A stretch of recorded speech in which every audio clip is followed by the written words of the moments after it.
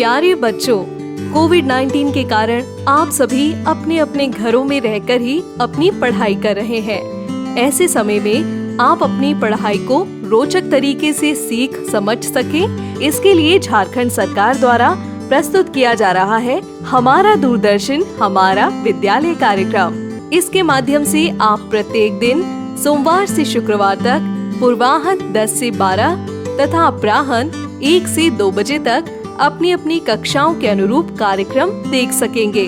अब पढ़ाई नहीं रुकेगी। स्कूली शिक्षा एवं साक्षरता विभाग झारखंड।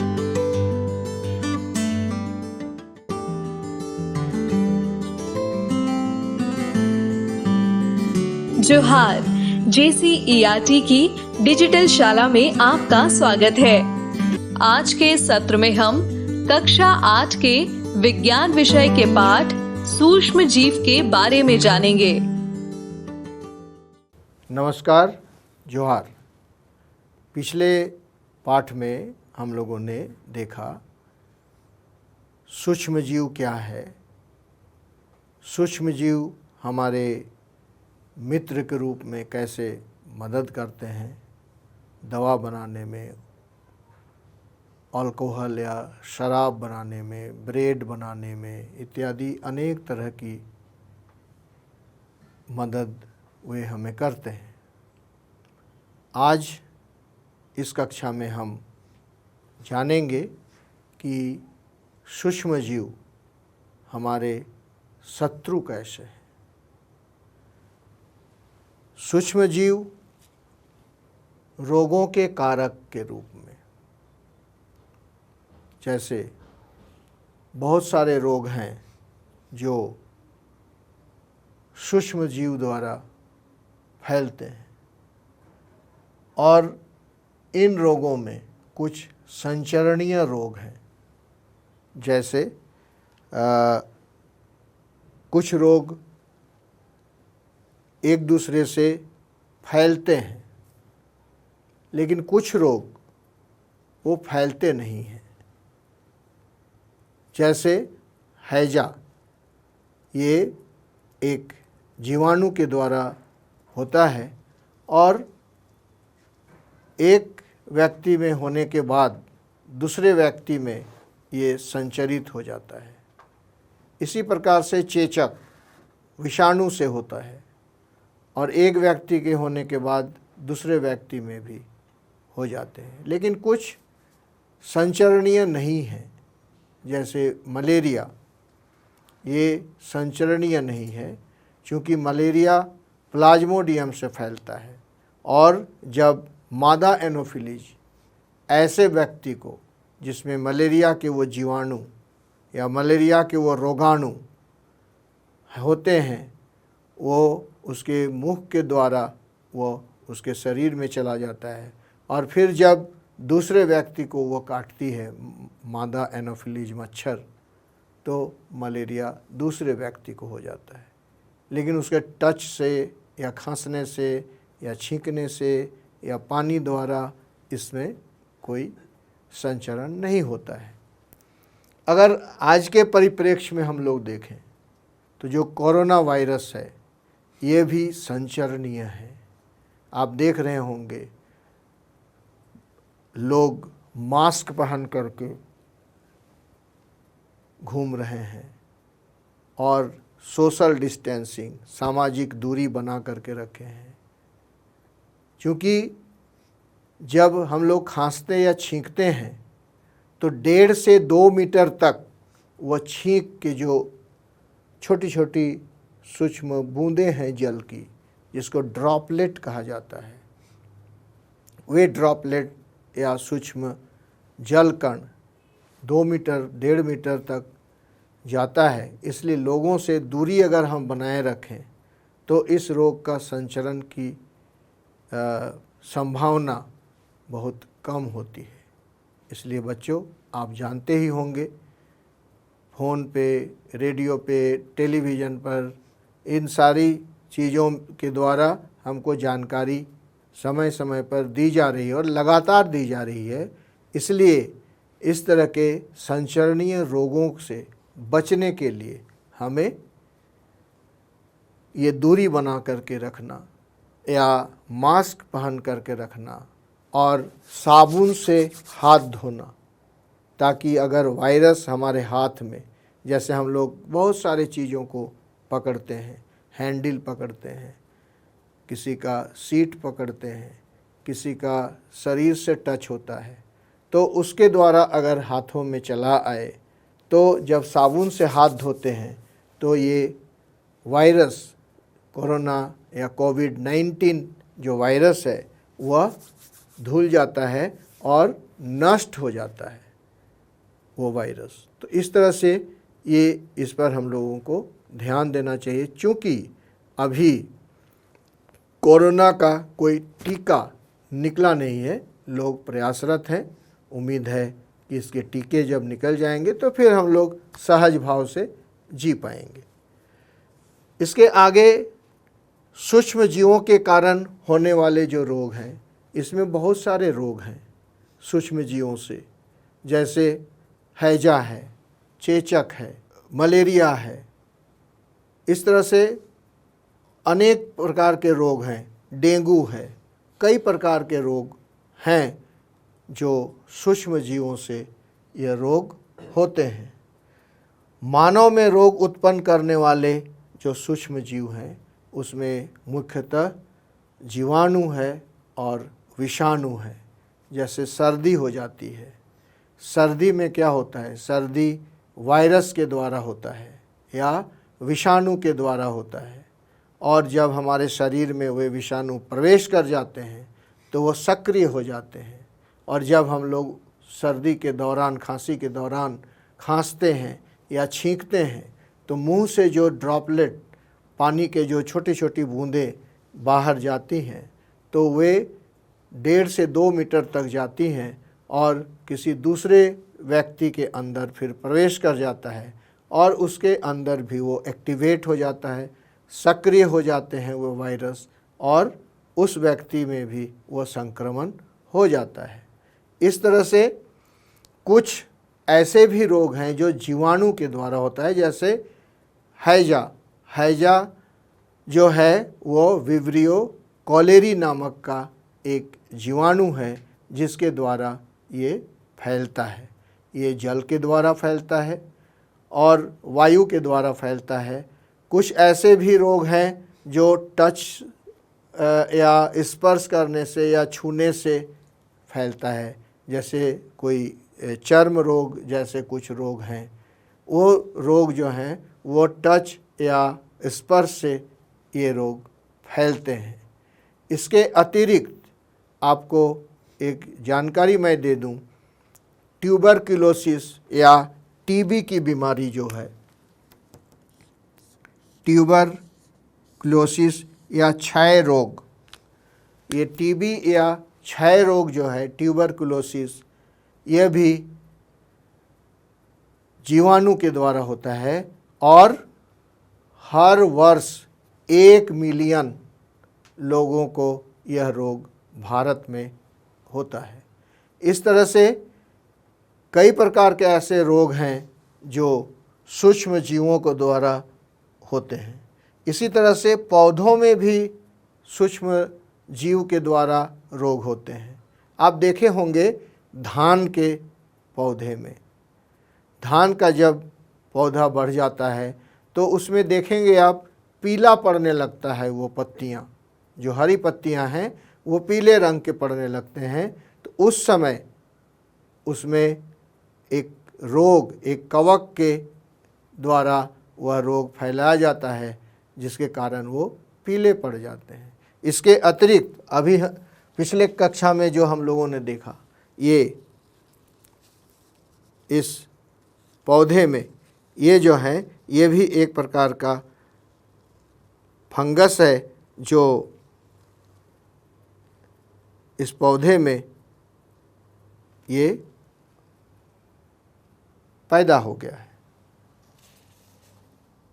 इस तरह पौधे में, जैसे आप देखेंगे भिंडी के पौधे में, धान के पौधे में, इन पौधों में बहुत अधिक ये रोग हो जाते हैं जो सूक्ष्म जीवों के द्वारा होते हैं।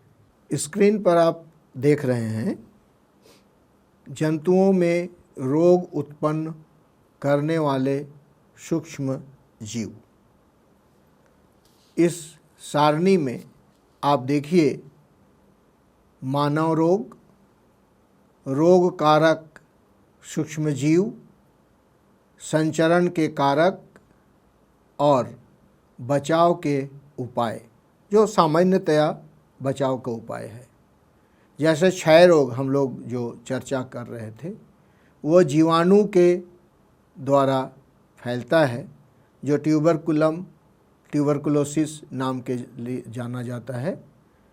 ये जीवाणु है और जीवाणु के द्वारा ये रोग उत्पन्न होता है और इसके संचरण के जो कारक हैं अर्थात फैलने का जो माध्यम है वो है वायु। यह वायु के द्वारा फैलता है और इसके बचाव के जो सामान्य उपाय है वो है रोगी व्यक्ति को उनके जो व्यक्तिगत वस्तुओं को अन्य व्यक्तियों से अलग रखना और उस व्यक्ति को भी अलग रखना।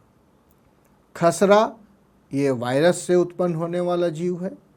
वायु इसका संचरण के कारक हैं और बचाव के उपाय भी वही है कि उसको दूसरे लोगों से अलग रखा जाए या उचित समय पर टीकाकरण की बात है। चिकन पॉक्स और पोलियो, चिकन पॉक्स भी वायरस के द्वारा होता है और इसका जो तरीका है वायु के द्वारा या सीधे संपर्क में आने पर भी इसका संचरण होता है। इसी तरह से पोलियो आपने सुना होगा विज्ञापन में 2 बूंद जिंदगी के, तो ये पोलियो के 2 बूंद हैं जो कि वायरस रोग कारक है इसका और इसके संचरण का जो कारक है वह है वायु या जल और इन सभी के बचाव के लिए उचित समय पर टीकाकरण ही इसका उपाय है। इसके अलावे हैजा और टाइफाइड, हैजा जीवाणु के द्वारा फैलता है और जीवाणु इसका कारक है और फैलने का जो माध्यम है वह जल और भोजन के द्वारा। व्यक्तिगत स्वच्छता एवं अच्छी आदतों को अपनाना इसका उपाय है। इसके बाद है टाइफाइड, यह भी जीवाणु के द्वारा होता है और इसके संचरण का जो कारक है वह जल है और इसके बचाव के उपाय हैं भली भांति पके भोजन एवं उबला पेयजल का प्रयोग करना और टीकाकरण। इसके अलावा हेपेटाइटिस ए, यह भी वायरस इसका रोग कारक सूक्ष्म जीव है और जल के द्वारा यह फैलता है। इसके लिए उबले हुए पेयजल का प्रयोग करना बचाव के उपाय में से एक उपाय है।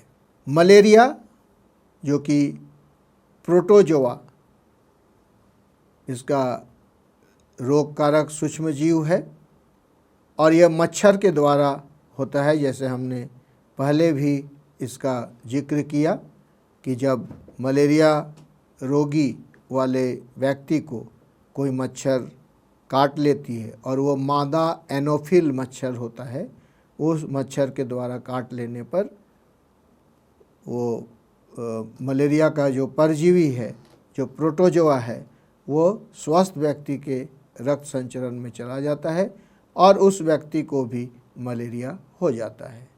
इसके जो बचाव के सामान्य उपाय हैं वो है मच्छरदानी का प्रयोग करना और कुछ समय पर कीटनाशक रसायन का छिड़काव एवं मच्छरों के प्रजनन को रोकने के लिए जल जमाव न होने देना। अपने घर के आसपास में भी अगर कोई टूटा बर्तन हो, मिट्टी का बर्तन हो, घड़ा हो, जूता हो या कोई भी ऐसा चीज़ जिसमें जल जमाव होता हो, उनको नष्ट कर देना या जल जमा होने नहीं देना, इस पर ध्यान देना चाहिए। इसके अतिरिक्त सूक्ष्म जीव द्वारा पौधों में होने वाले कुछ सामान्य रोग इस प्रकार हैं।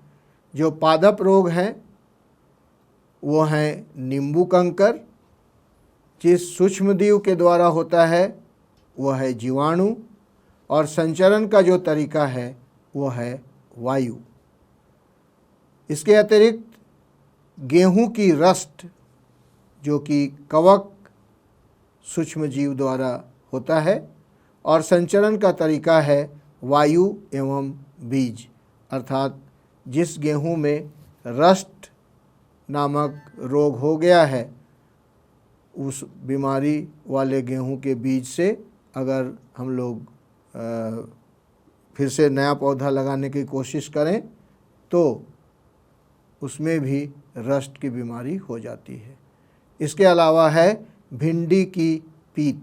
आप देखिएगा भिंडी के पौधे में उसकी पत्तियां जो हैं वे पीले रंग की पड़ जाती है, वह वायरस के द्वारा होता है, और इसका जो संचरण का तरीका है वह है कीट। आइए अब हम लोग देखते हैं कि खाद्य पदार्थों के संदूषण में सूक्ष्म जीव का क्या रोल होता है, क्या काम होता है। आप देखते होंगे कि जब खाना बच जाता है और वो बासी हो जाता है तो वो खट्टा हो जाता है, और अगर सब्जी है तो उसमें देखेंगे ऐसे उठाने पर उसमें धागा बन रहा है, ऐसे करने पर धागा जैसे रचना आ रही है। तो ऐसे पदार्थ संदूषित हो चुके होते हैं, और इनका कारण है सूक्ष्म जीव। सूक्ष्म जीव ही इन्हें संदूषित करते हैं। इसके अतिरिक्त अगर अधिक दिनों तक सब्जियां रखी जाएं, जैसे आम का अभी मौसम है, आम को अगर देखें कई दिनों तक रख दें तो वो नष्ट हो जाता है। इसके पीछे भी इन सूक्ष्म जीवों का कारण है। तो इस तरह से खाद्य पदार्थों को भी संदूषित करने के लिए ये सूक्ष्म जीव अपनी भूमिका निभाते हैं। तो आइए देखते हैं अब कि खाद्य पदार्थों का संरक्षण हम लोग कैसे करते हैं, क्योंकि इन सूक्ष्म जीवों से जब भोजन संदूषित हो जाता है, खाद्य पदार्थ संदूषित हो जाते हैं, तो इसको बचाना भी ज़रूरी होता है। इसके लिए हम कुछ रासायनिक उपाय करते हैं, जिसमें नमक द्वारा, चीनी द्वारा या सोडियम बेंजोएट के द्वारा इस तरह से कुछ पदार्थों को मिला करके इसका हम लोग संरक्षण करते हैं। तो नमक द्वारा परिरक्षण, जैसे कुछ चीज़ हैं, अचार। अचार में आप देखेंगे या तो उसमें नमक है और उसमें तेल भी है, तो या फिर आप देखेंगे नींबू के अचार में नमक डाल करके उसको संरक्षित रखा जाता है। इस तरह से कुछ चीज़ों को नमक के द्वारा परिरक्षण किया जा सकता है। चीनी के द्वारा आप देखेंगे दो तरह के ब्रेड लेंगे, एक ब्रेड को ऐसे ही खुला छोड़ दीजिए और एक ब्रेड को चीनी के रस में डाल करके रखें, तो आप देखेंगे 3-4 दिनों के बाद खुला वाला ब्रेड वह उसमें फफूंदी लग गया है, लेकिन जो चीनी के रस में डुबाया हुआ है वह जैसा था वैसे ही रह जाता है। तो इस तरह से चीनी के रस द्वारा बहुत सारे चीज़, जैसे मिठाई वगैरह को चीनी की रस में डुबाया जाता है, डुबा करके रखा जाता है। तो ये सभी परिरक्षण के उपाय हैं। तेल एवं सिरके द्वारा परिरक्षण, जैसे अचार को तेल में डुबा करके रखने से काफ़ी दिनों तक ये परिरक्षित रहता है, जीवाणु या विषाणु उस पर कोई प्रभाव नहीं डालते हैं, कवक भी प्रभाव नहीं डालते हैं। इस प्रकार से तेल और सिरका मतलब विनेगर, जो साइट्रिक एसिड है, इसके द्वारा भी परिरक्षण का काम किया जा सकता है। कुछ चीज़ों को सिरके में या तेल में डुबा करके रखने पर वो परिरक्षित रहता है। गर्म एवं ठंडा करना, आप देखेंगे कि जैसे कोई सब्जी है और वह अभी ख़त्म नहीं हुआ, तो घर में आप देखेंगे कि उसको गर्म करके रखा जाता है, या फिर दूध उसको गर्म किया जाता है। गर्म करने से क्या होता है? गर्म करने से उसमें जीवाणु का प्रभाव नहीं होता है और वह दूध परिरक्षित रहता है।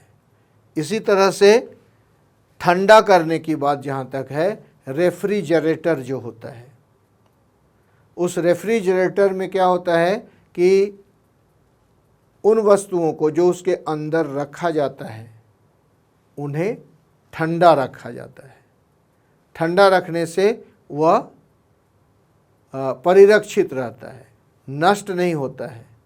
तो इस तरह से ये गर्म करके और ठंडा करके भी पदार्थों को परिरक्षित रखा जा सकता है। इसके अलावा है भंडारण एवं पैकिंग। आजकल आप देखे होंगे बहुत सारे ऐसे खाद्य पदार्थ हैं जो पैकिंग रहता है और उसमें हवा भरी रहती है, तो उसको दाबेंगे तो दबता नहीं है, बल्कि वह फूला हुआ रहता है। तो इस तरह से वह गैस भर करके भी इसको परिरक्षित किया जाता है, उसका भंडारण किया जाता है। इसके अतिरिक्त कुछ भंडारण जैसे धान चावल जो हैं उनमें कीटनाशक या नीम के पत्ते या लाल सूखी मिर्च को डाल करके या सिंदवार का पत्ता को डाल करके रखने से उसमें सूक्ष्म जीवों का प्रभाव नहीं पड़ता है।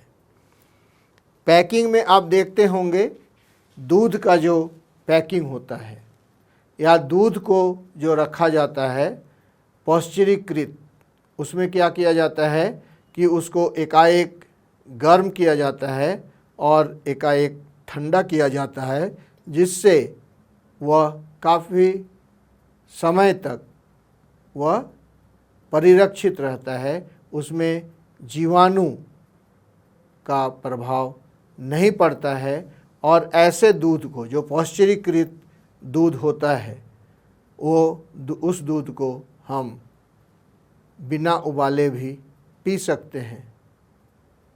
इस प्रकार हम लोग खाद्य पदार्थों का संरक्षण विभिन्न विधियों द्वारा कर सकते हैं।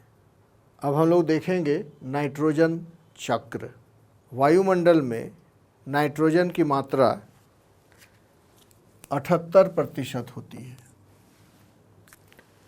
ये 78% नाइट्रोजन ये हमेशा ये रहता कैसे है?